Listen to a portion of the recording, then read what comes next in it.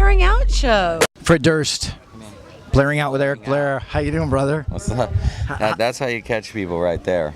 You think? I think so. I know a lot of people love this. Jake Gyllenhaal loved this mic when he first saw it back in the day.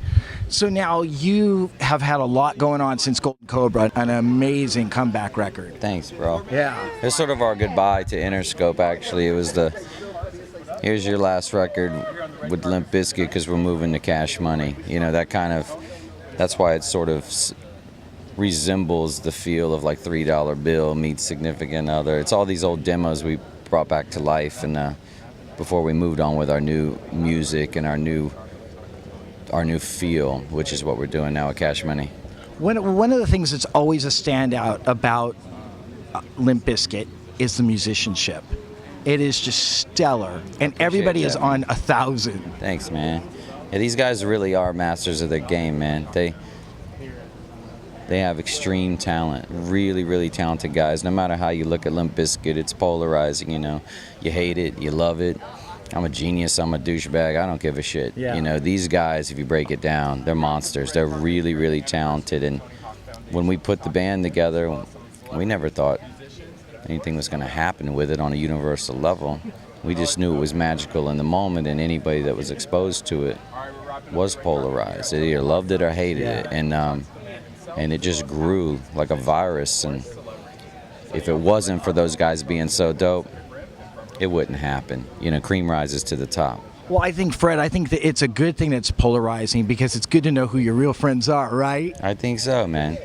You know what?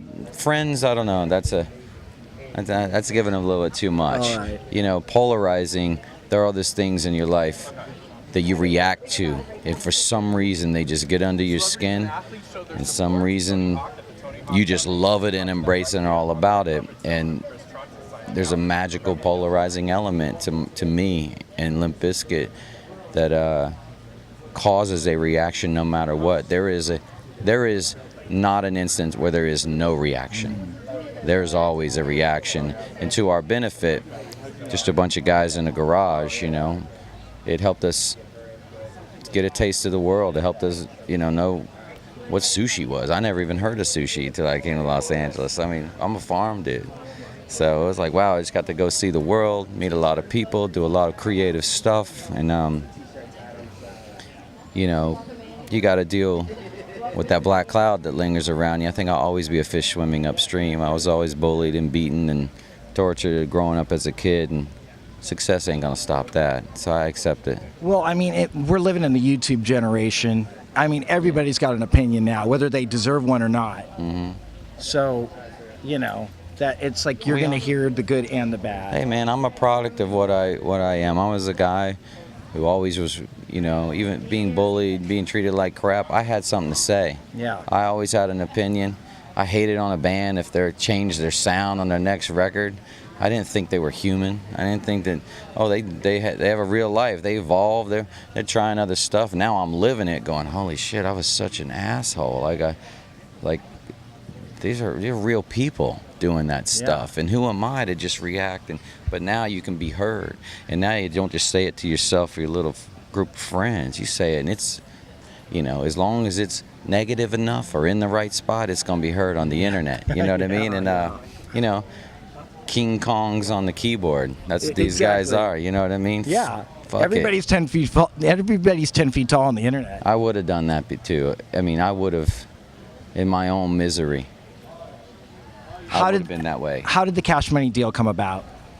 I did a song with Lil Wayne that I worked on with Polo de Don, and sent it to Cash Money and said, why don't you guys put this out, man? It's a super banging track. And their response was, well, why don't you come over and sign with Cash Money? Nice. I was like, that's kind of what I was hoping would happen, you know?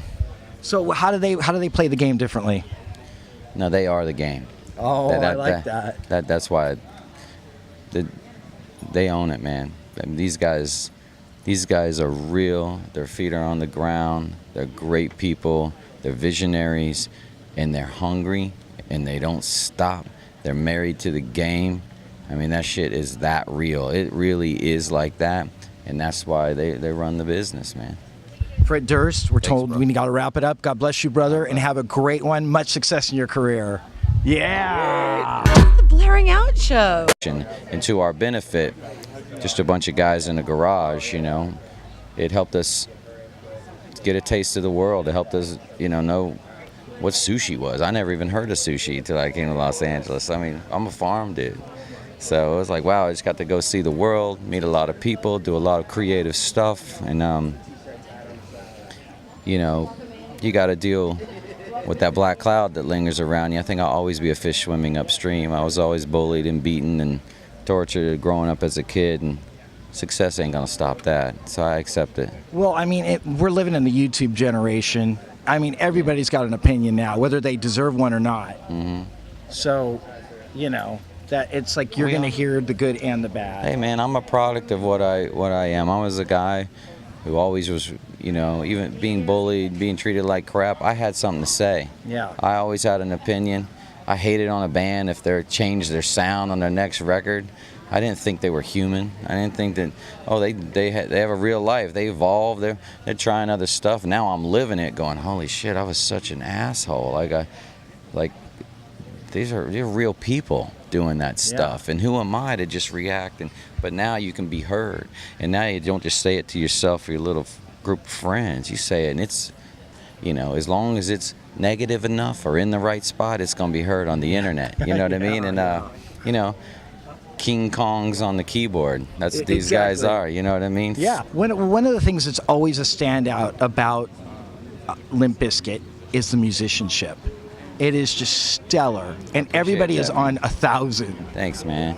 Yeah, these guys really are masters of their game, man. They have extreme talent, really, really talented guys. No matter how you look at Limp Bizkit, it's polarizing. You hate it, you love it. I'm a genius, I'm a douchebag, I don't give a shit. Yeah. These guys, if you break it down, they're monsters. They're really, really talented. And when we put the band together, we never thought anything was going to happen with it on a universal level. We just knew it was magical in the moment, and anybody that was exposed to it was polarized. They either loved it or hated it. And it just grew like a virus. And if it wasn't for those guys being so dope, it wouldn't happen. Cream rises to the top. Well, I think that it's a good thing that's polarizing, because it's good to know who your real friends are, right? I think so, man. You know what? Friends, I don't know. That's giving them a little bit too much. All right. Polarizing, there are these things in your life that you react to. And for some reason, they just get under your skin. And some reason, you just love it and embrace it and are all about it. And there's a magical polarizing element to me and Limp Bizkit that causes a reaction no matter what. There is not an instance where there is no reaction. There's always a reaction. The Blaring Out Show. Fred Durst, Blaring Out with Eric Blair. How you doing, brother? What's up? That's how you catch people right there. You think? I think so. I know a lot of people love this. Jake Gyllenhaal loved this mic when he first saw it back in the day. So now you have had a lot going on since Golden Cobra, an amazing comeback record. Thanks, bro. Yeah. It's sort of our goodbye to Interscope, actually. It was here's your last record with Limp Bizkit because we're moving to Cash Money.